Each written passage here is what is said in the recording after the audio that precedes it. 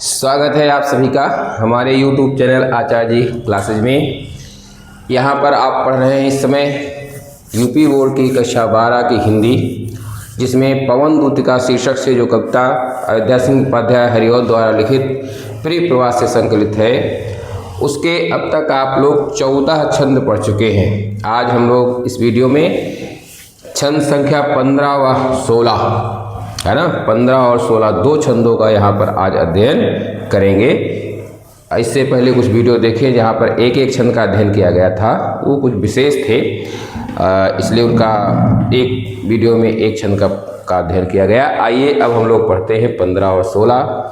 ये सरल से हैं, आगे की एक सामान्य सी घटना को बता रहे हैं, इसलिए इन पर भी जरा दृष्टिपात करते हैं। आइए सबसे पहले इनका आदर्श वाचन किया जाए। तो तेरे में है न यह गुण जो तू व्यथाएं सुनाए। राधिका जी पवन से कह रही हैं कि तेरे में है न यह गुण जो तू व्यथाएं सुनाए। पुस्तक सभी लोग अपने पास रखिए और साथ में बढ़िया सा गुनगुनाते रहिए। व्यापारों को प्रखर मति और युक्तियों से चलाना, बैठे जो हों निज सदन में कौन मेघ सी कांति वाले, तो चित्रों को इस भवन के ध्यान से देख जाना। आइए इसी समय 16वें छंद का भी वाचन करते हैं। कहा जो चित्रों में विरह विधुरा का मिले चित्र कोई, तो जा जाके निकट उसको भाव से यूं हिलाना। प्यारे हो के चकित जिससे चित्र की ओर देखें, असह्यो सुरति उनको हो सकेगी हमारी। अब आइए आसान सी व्याख्या इसकी देखते हैं, समझने का प्रयास करते हैं। राधिका जी ने सबसे पहले पवन को अपनी बात बताई, पीड़ा बताई, उसके बाद श्री कृष्ण तक कैसे संदेशा ले जाना है इसके लिए मार्ग बताया, और मार्ग बताने के बाद बताया कि वहाँ पहुँचोगी मथुरा, वहाँ मंदिर मिलेंगे, मंदिरों का वर्णन किया, थोड़ा सा पूजा की बात की, और उसके बाद श्री कृष्ण जी के सौंदर्य में 11, 12, 13 और 14 जो छंद संख्या थे, उनमें श्री कृष्ण जी की सुंदरता का वर्णन किया, पहचान बताई कि इन इन गुणों से युक्त प्रियतम श्री कृष्ण होंगे, जिससे आप उन्हें पहचान जाओगे। अब वो कह रही हैं कि भाई यद्यपि तुम पवन हो, संभव है कि आप हमारी बात वहाँ तक ना पहुँचा पाएं, मनुष्य तो है नहीं, तो वायु के अपने और तरीके होते हैं, उन तरीकों से तो बात पहुँचा ही सकती हो।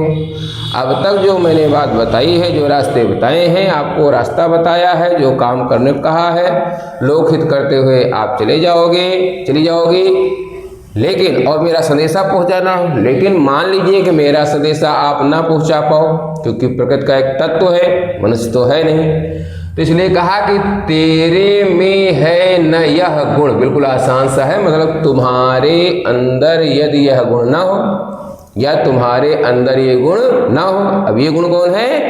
जो संदेशा मैं कह रही हूं ले जाने के लिए, उस संदेशे को शब्दशः या हमारे संदेशे को आप सही तरीके से वहां व्यक्त ना कर पाओ, तो क्या करना है? आगे लिखा है जो तू व्यथाएं सुनाए। हमारी व्यथा को, पीड़ा को हम जो यहाँ तुमको बता रहे हैं, उन व्यथाओं को, पीड़ाओं को अगर तुम ना पहुंचा पाओ, तो एक दूसरा तरीका है जो आप अपना सकते हो। पवन हो, वो अपनी प्रकृति के अनुसार तो एक काम कर ही सकते हो।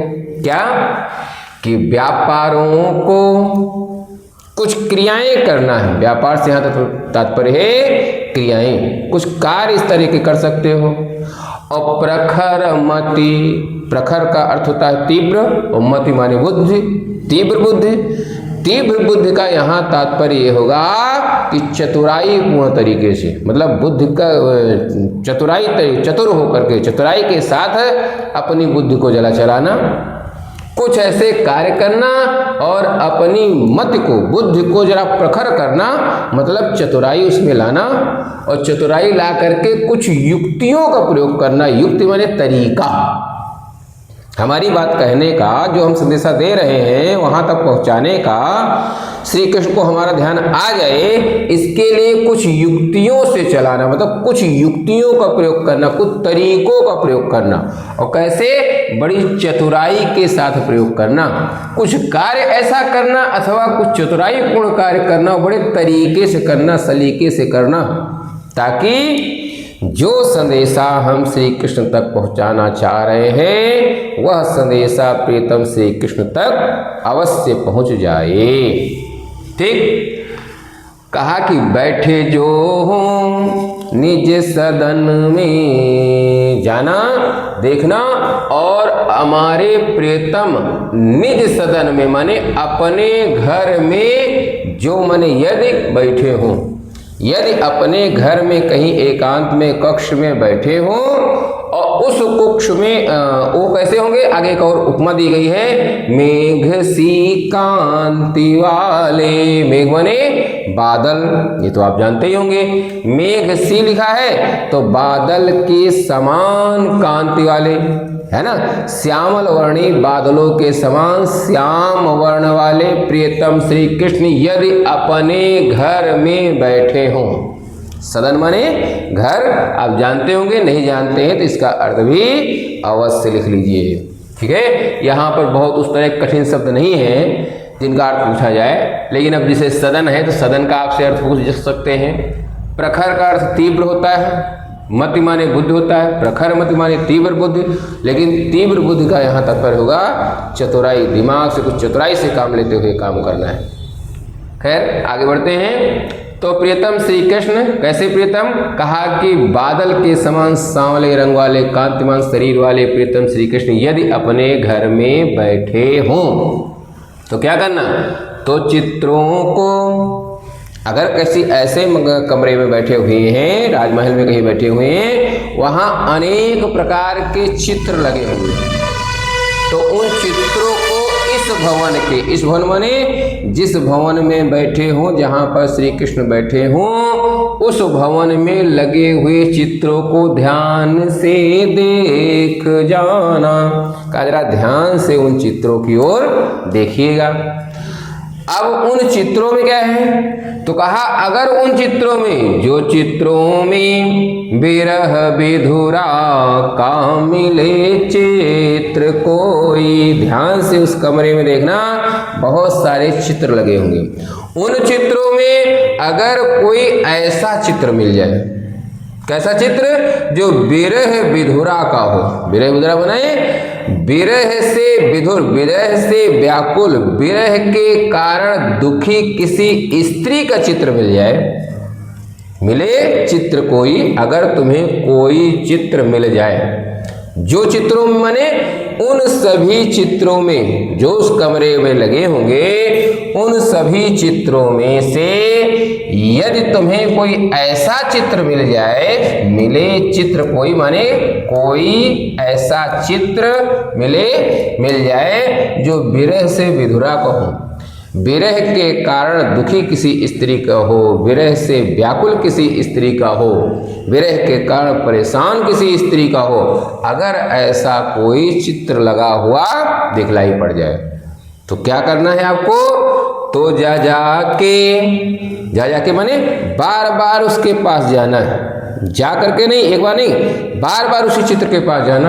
हवा का काम, हवा तो बड़े आराम से वहां चली जाएगी। और जा करके कहा निकट उसको, उसके करीब, निकट, पास में, कहाँ पर? जो वो चित्र होगा विरह विधुरा का, उसके पास जाके, दो बार देखो यहाँ लिखा है जाके माने जा करके बार बार उसको कुछ हिलाइएगा, ना एक बार ध्यान दे, फिर जाइएगा, फिर हिलाइएगा, फिर हिलाइएगा, फिर हिलाइएगा। आगे लिखा है भाव से यूं हिलाना, यूं भाव से हिलाना, मतलब इस भाव से उसको हिलाइए डुलाइएगा, इस भाव से उसे हिलाइए डुलाइएगा। किस भाव से, वो आगे पंक्ति में कह रहे हैं, पहले इसका फिर समझ लीजिए। कहा तो फिर उस चित्र के पास जाना, जा करके उसको कुछ इस भाव से हिलाना। किस भाव से, कि प्यारे हो के चकित जिससे, जिससे माने जिस कारण से, प्यारे माने प्रियतम श्री कृष्ण, चकित माने आश्चर्यचकित हो करके उस चित्र की ओर देखने लगे। इसीलिए यहाँ जा के लिखा है, मतलब बार बार जाना उसके पास। हिलाया, पता लगा ध्यान ना गया, कहीं अलग कुछ काम कर रहे हैं, फिर जाके हिलाना, फिर ना ध्यान दिए, फिर जाके हिलाना, बार बार जा करके, बार बार जा करके उसके पास जा करके कुछ इस तरह हिलाना, जिससे तब तक हिलाना जब तक कि प्रियतम श्री कृष्ण चकित हो करके, आश्चर्यचकित हो करके उसे देखने न लगे। प्यारे हो के चकित जिससे, ऐसा कुछ करना कि प्रियतम श्री कृष्ण आश्चर्यचकित होकर के उस चित्र की ओर देखने ही लगे, चित्र की ओर देखें। कौन सा चित्र की ओर देखना है, जो विरह से विधुर का हो, विरह से व्याकुल का हो, विरह से दुखी किसी स्त्री का चित्र हो, उस चित्र के पास बार बार जाके ऐसे हिलाना है, ऐसे हिलाना है, इस भाव से हिलाना है कि प्रियतम श्री कृष्ण आश्चर्यचकित हो करके उस चित्र की ओर देखने लगे। तो उस चित्र को देखेंगे विरह से व्याकुल का, तो लाभ क्या होगा।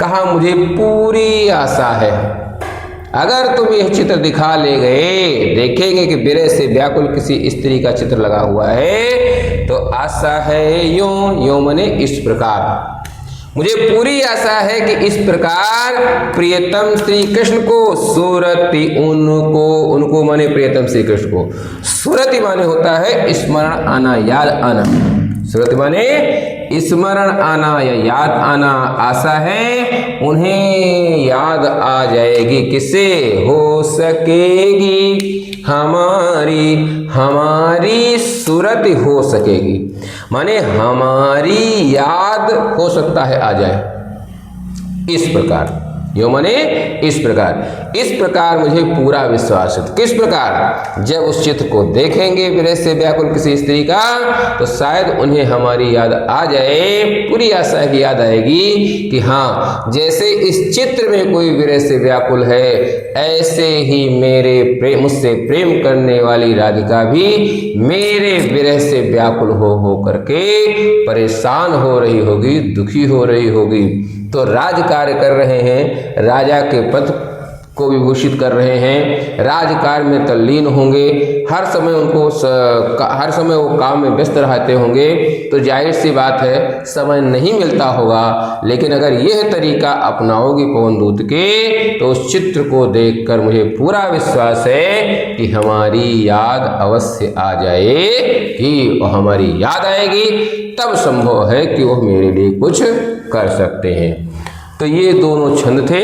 इसमें मुख्य रूप से यहाँ पर आप ध्यान दीजिएगा कि यहीं पर एक अलंकार आपको मिल रहा है, वो है उपमा। इसके विषय में बार बार बताया गया है। तो उपमा अलंकार है और संपूर्ण में मानवीकरण अलंकार, इसको आप ध्यान रखिएगा, क्योंकि वायु से कैसा कार्य करा रहे हैं, मानव के समान कार्य करने को कह रहे हैं। तो प्रकृति का मानवीकरण किया गया है, इसलिए यहाँ पर मानवीकरण अलंकार। मुख्य अलंकार आपका है मेघ सीकांति वाले, दूसरा अलंकार है आपका मानवीकरण। बाकी आपको पता है छंद कौन सा है, मंदाक्रांता है।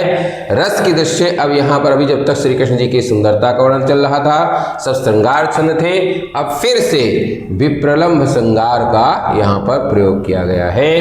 तो हमें आशा है पूरी व्याख्या आपको समझ में आ गई होगी। ना समझ में आए एक दो बार फिर से वीडियो देख लीजिएगा, अच्छे से पूरी व्याख्याएं आप आराम से आनंद के साथ पढ़ते हुए तैयार करिए। कविता पढ़ रहे हो, कविता पढ़ते समय कविता का भाव समझते हुए बहुत ज़्यादा दिमाग लगाने की जरूरत नहीं रहती है। कुछ शब्दों के अर्थ आपको सीखने हैं, याद करने हैं, बस उनको अगर आप जान जाते हैं तो पूरी कहानी जैसे सब लिखा रहता है।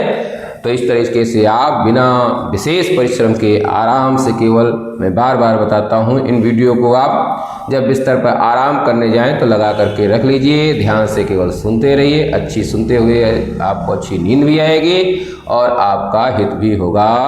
मिलते हैं अगले वीडियो में, तब तक के लिए आप सबको जय हिंद। आशा है आप हमारे वीडियो को लाइक करिए, कमेंट करिए। बहुत बहुत धन्यवाद।